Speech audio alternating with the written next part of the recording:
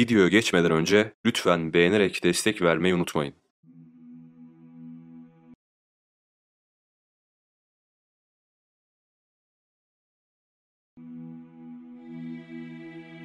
David Joseph Vedder ve Carol Ann Vedder çifti 1968'de ilk evlatlarını kucaklarına aldı. İsmi Catherine'di. Catherine son derece sağlıklı bir kızdı. Çiftin 1,5 yıl sonra ikinci evlatları dünyaya geldi. Bu kez erkek bir bebek dünyaya getirmişlerdi. Çift bebeğe David ismini verdi. Ama David, Catherine gibi şanslı değildi. O, çok talihsiz bir hastalıkla dünyaya gelmişti. Bağışıklık sistemini önemli ölçüde zayıflatan kalıtsal bir hastalık olan ağır kombine immün yetmezlik. Herhangi bir dış etmene karşı çok hassas bir bünyesi vardı. Zararsız gibi görünen bir mikrop bile onu öldürebilirdi. Maalesef hastalığı ölümcüldü ve çok nadir görülüyordu.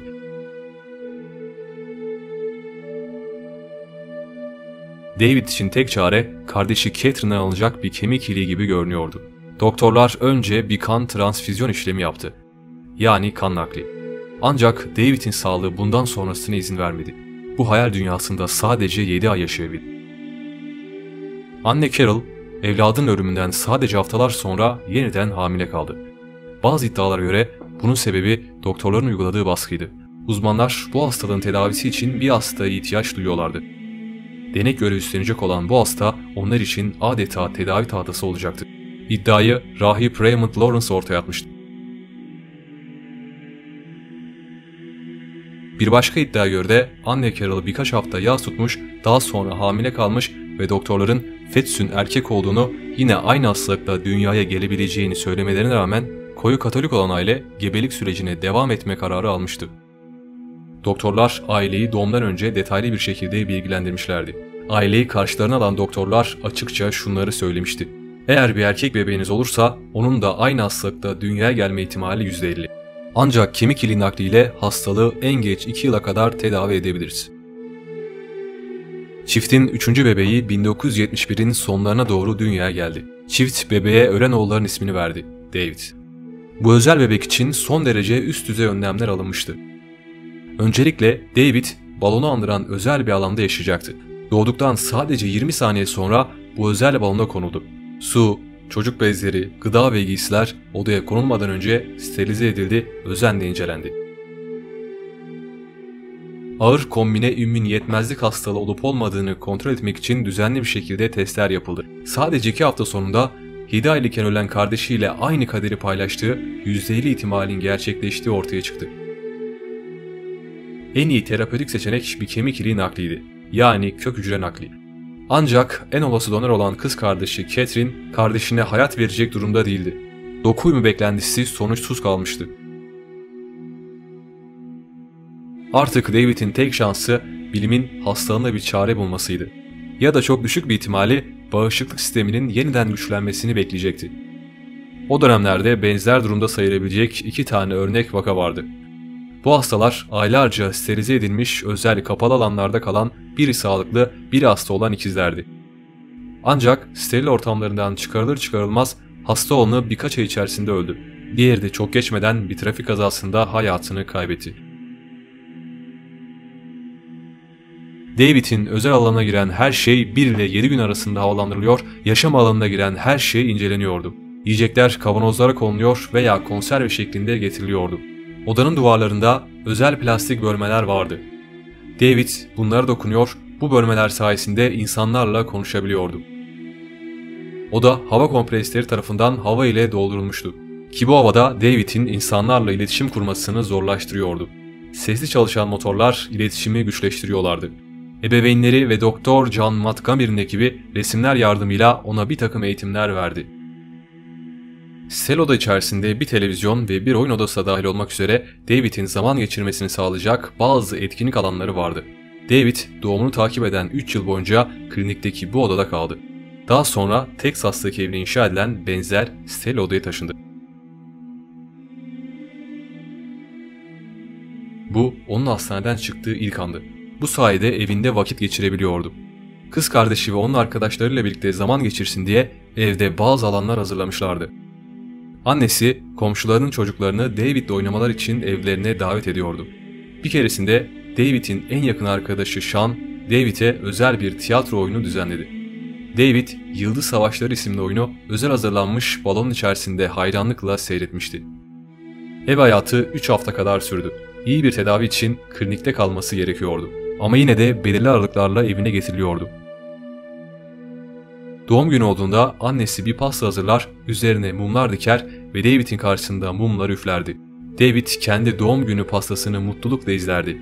Kendi pastasına en uzak olan isim olsa da bu aktiviteyi seviyordu. En sevdiği yiyecekler lazanya ve spagettiydi.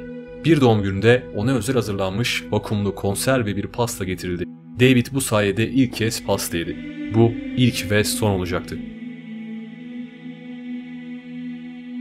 4 yaşındayken odasında yanlışlıkla kelebek şırınga unutulmuştu. David eğer şırıngayı kullanıp balonda bir delik açsaydı dakikalar içerisinde ölürdü. Hayatı böylesine ufak hataları kaldırmazdı. Son derece hassas çizgiler üzerinde yürüyordu. Sağlık ekibi bu hatayı fark ettiğinde ona hastalığını ve mikropları anlatmaya karar verdi. Bu durumun onu nasıl etkilediğini, hayatta kalmak için nelere dikkat etmesi gerektiğini ders ders anlattılar. Büyüdükçe dışarıdaki gerçek dünya hakkında bilgi sahibi oldu. Pencereden gördü ve televizyon ona gösterdiği kadarıyla dünyayı tanıdı. 1977 yılında NASA David'e bir jest yaptı. Bir adım dahi olsa gerçekten yürüyebilmesi için özel bir elbise ürettiler. Bu özel elbisenin dışında tüpe bağlanan 2,5 metrelik bir bağlantı hattı vardı. Elbette bu kıyafet oldukça ağırdı ama yine de işlevini yerine getirmeyi başardı. David bu sayede tam 7 kez dışarıya çıktı, adımlar attı. Hiç görmediği, tanımadığı bu dünyayı kısmen de olsa deneyimlemiş oldu. 1983'te David artık 12 yaşındaydı. Tek hayali içine hapsolduğu bu balondan çıkmaktı. Dışarıda özgürce yürümek, koşmak ve hatta düşmek istediğini söylüyordu. Dünyada balonun patlamasını isteyen tek çocuktu.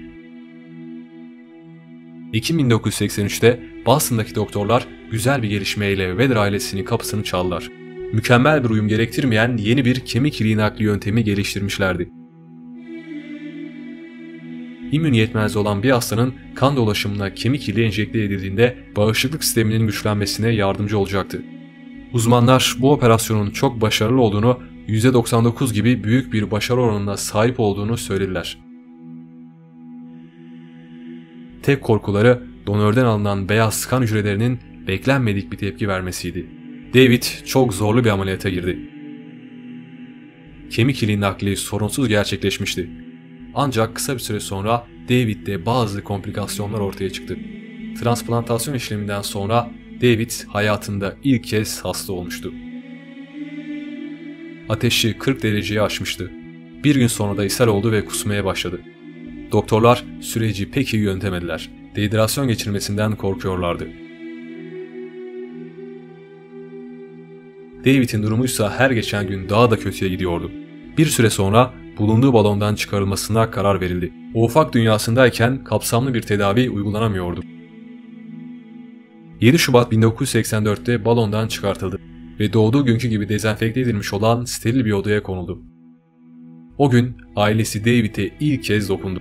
Annesi ona dokunduğunda David garip bir şekilde sanki gıdıklanmış gibi tepkiler vermiş, gülmüştü. Ailesi ona ilk kez bu kadar yakından bakıyordu. Anne Carol oğlunun yüzünün yakından çok garip göründüğünü söylüyordu. Bütün aile ilk kez güzel bir vakit geçiriyorlardı. David'in çok sık duyduğu ve zihnine kazınan 2 kelime vardı: kola ve dondurma. Reklamların etkisi olacak ki balondan çıktığında sorduğu ilk şey bu ikisi olmuştu. Dondurma ve kola var mı? Reklamlar onu bu iki ürüne özendirmişlerdi. Ancak doktorlar zayıf bünyesinin bu yiyecekleri kaldıramayacağını biliyorlardı. Bu yüzden bu isteği reddettiler. Hastalık durmaksızın ilerledi. David son günlerinin geldiğini hissediyordu. Doktorlar tedavi için uğraşıyorken annesine bunlar hiçbir işe yaramıyor demişti. Son günlerinde artık yoruldum. Neden bu şeyleri vücudumdan çıkartıp eve gitmiyoruz? Neden buna izin vermiyorlar diyerek bağırıyordu. Son gününde psikolog Mary Murphy'ye seni seviyorum, bunu unutma demişti. Sanki kaçınılmaz son hissetmişçesine annesine dönüp hepinizi seviyorum demişti. Bu sözler son sözleriydi. Gözlerini kapatmadan önce doktoruna gülümsemiş ve göz kırpmıştı. Annesi oğlunun yüzündeki maskeyi çıkardı ve onu ilk ve son kez öptü. 22 Şubat 1984'te bu şefkatli öpücükten birkaç dakika sonra 12 yaşındaki David hayatını kaybetti. David'in ölümü uzmanlara hastalığın başlangıcı, ilerleyişi ve etkileri gibi birçok alanda önemli bilgiler verdi. Yapılan çalışmalar sonucunda bugün erken teşhis konulan ve kemik iliği nakli yapılan bebeklerin yaşama şansı çok daha yüksek. Bunda David'in payı bir hayli fazla. 1971'de başlayan ve 1983'e kadar devam eden David'i hayatta tutma çabalarının toplam maliyeti günümüz parasıyla 1,3 milyon dolardı. Hepsini sağlık kuruluşları ve yardımseverler üstlenmişti. Tıp dergilerinde David hakkında toplam 40 bilimsel makale yazıldı. Bu makaleler ulusal sağlık kuruluşları ve diğer birçok Fransızın emeklerinin karşılığını aldıkları anlamına geliyordu. David'in ölümünden uzun bir süre sonra annesi şu röportajı vermişti. "Kararımız belki de o zaman hissettiğimiz kederden dolayı biraz yanlıştı. Acı çeken bir bebeğin ailesi olarak elimizden gelen tek şey oğlumuzun en iyi bakımı aldığına emin olmaktı. Doktorlara güvendik. Balon David için tek seçenekti. 12 yıl bir balon sayesinde onu hayatta tuttuk. Güvende tuttuk." David'in ailesi ölümünden kısa bir süre sonra boşandı. Annesi David hakkında röportaj yapan bir dergi çalışanı ile evlendi. Babası ise 1996-2005 yılları arasında belediye başkanlığı yaptı ve oğlu için belediye bünyesindeki müzede özel bir sergi açtı. Videoyu beğendiyseniz lütfen abone olmayı ve bildirimleri açmayı unutmayın.